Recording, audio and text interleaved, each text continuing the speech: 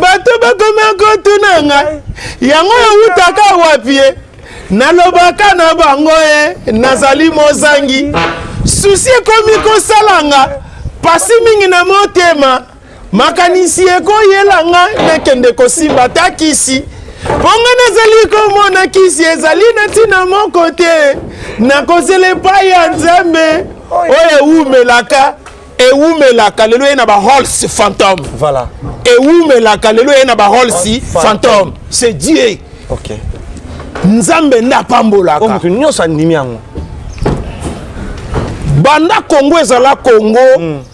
Ba musicien baya na ba mituka. Ok.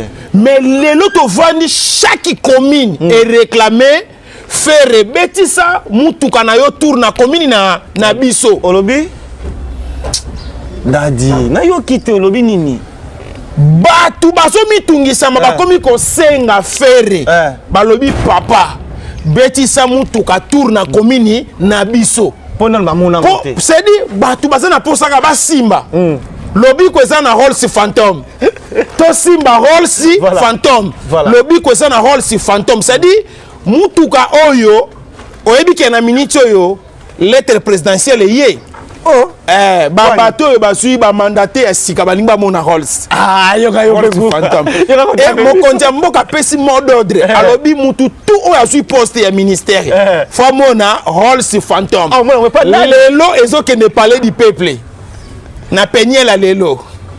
Parmi ces artistes congolais qui militent pour la cause de la RDC, notamment le génocide, pour dénoncer tout ce qui arrive. J'ai vu que vous avez aussi immortalisé Koffi Olomide dans ce livre. Vous avez également immortalisé Maître Gims dans Le combat n'est plus à redouter. Et quid de Fally Ipupa, il représente quoi pour vous, cet artiste congolais? Non, Fally Ipupa, c'est un jeu. Ce combat. Donc, dans ce combat, les artistes que j'ai mis dans le livre, j'ai mis aussi leurs œuvres. Ferré, c'est celui que personne n'avait refusé, qu'il a chanté une chanson francophone ici à la francophonie. C'est cette chanson que j'ai pris. Moi, je fais que prendre. J'ai pris Koffi Olomide, si vous regardez là-devant, j'ai pris ses anciennes chansons, il chante sur le Congo. J'ai pris ce qu'il a fait la déclaration de Kagame à Paris. J'ai mis Maître Gims, qui a chanté Kagame rime avec le croix Gamé. J'ai trouvé ça génial, qui se battent. Si Fally Ipupa avait chanté aussi, j'allais le mettre. Il n'est pas là, c'est ça mon souci. Mais par contre, je l'avais vu saluer Kagame avec des nerfs, mais s'il chantait sur ça, à ce moment-là, j'ai mis que les artistes que j'ai mis par rapport à leurs œuvres et leur lutte contre les génocides.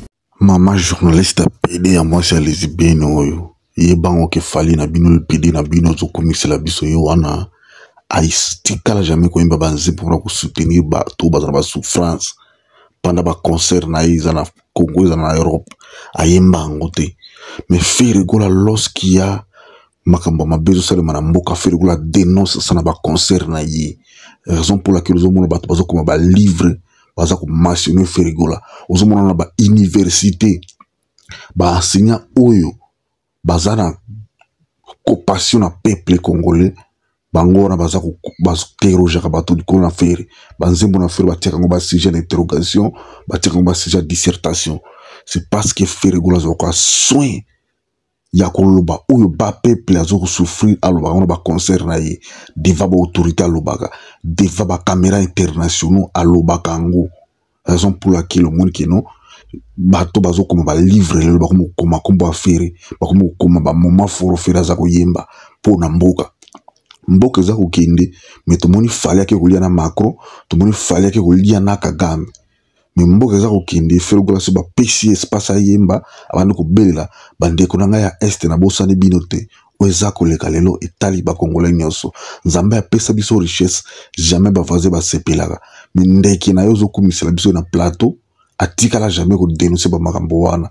Raison pour laquelle bozo mona ki Ferregola à chaque sortie ya Ferregola a bossa na biso bato est to kufa chaque seconde.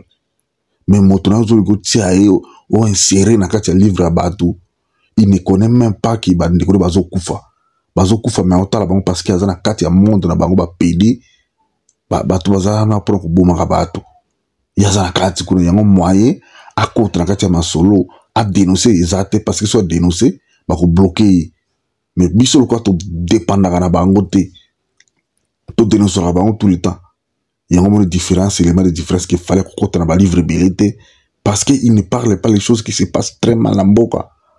Il y a un bolongola qui mute mama bena bino wana moto aza ko mama mboka te mais ba koma na kati ya livre ba to ba dénoncer mama mboka ba koma bango te bo suki merci vina nga malo na ndeko suki sincere wana ya pedi wana ba defa ba fali wana okende ti komona ka warrior moko to spiritas moko Amelia Side pona ferigola parce que mutu ko rôle depuis faire la quotidien et sur l'actualité, ils ont la même sortie en gouvernement soumis à D. Ils ont un impact, ils ont un rôle, ça fait caca. Ils ont un politique, ils ont un rôle, ça fait, ils ont un plateau, ils ont une mission, ils ont un faire éloge. Tant que tu fais n'importe qui, tu as un biso tembe. Biso musu toza pona kokosa te. Toza pona ko tia vérité na place nango. De plateau à télévision, le de l'autre côté, Fergoza tête d'affiche. Il y a un nouveau festival créé à Kinshasa. Babengo Eshima Festival. Il y a la culture urbaine na rumba. Fergoza tête d'affiche. Il y a Paris na événement. Il y a les 6. Il y a un centre culturel na face ya Palais du Peuple. Billets na $15 na $50. Et que ça les 6 les mêmes dates viennent de Kofi Olomide Robert à concert na ING Arena. Et malheureusement balingite fera kinde ko participer à l'événement mais biso bagolo Europe il faut tous à la wana pour valoriser la musique congolaise parce qu'il est grand mot pas au Kofi Olomide à Kobeta.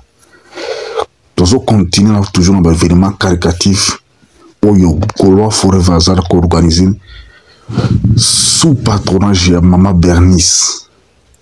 Un Gaulois, une scolarité. Tu peux t'engager à donner un peu de ton temps ou simplement nous soutenir. Pour soutenir Maison de Gaulois. Maison de Gaulois Forever. Biso ba Gaulois, il faut aider les jeunes ou les orphelins na Kinshasa. Batanga. Parce que cause la Gaulois et la crise cause la solidarité. Il faut tout ça là ya mingi na kati ya communauté congolaise. Tout ça là ba Gaulois te kapona ko yoka musique ya faire. Mais tout apporter un plus na communauté na biso, tout construire communauté, tout construire na kati ya jeunesse.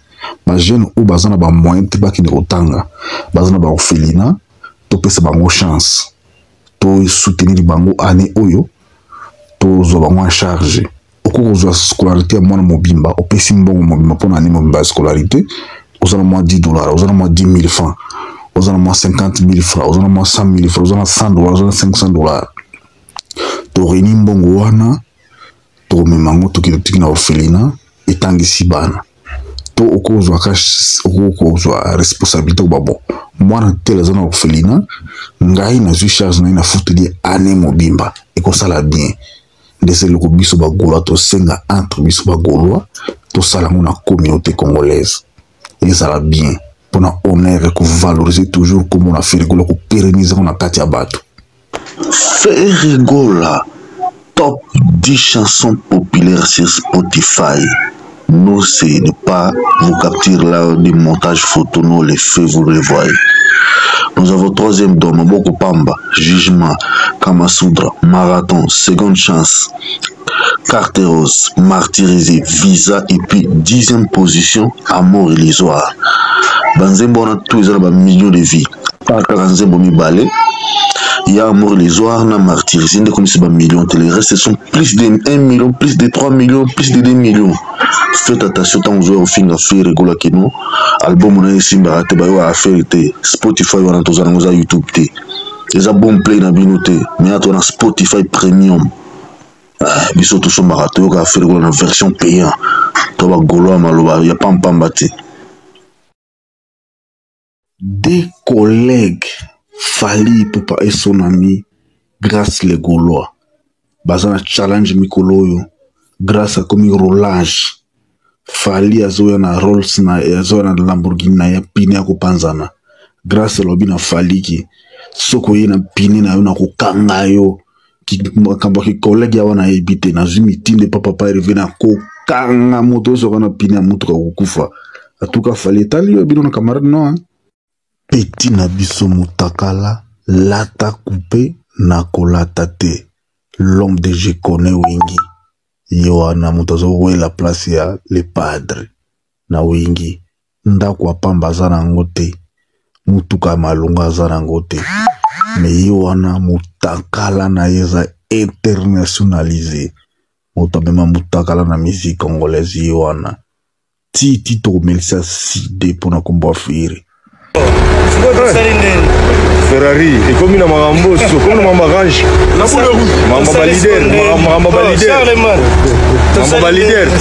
mamba balider okomi na mamba balider ya Charlie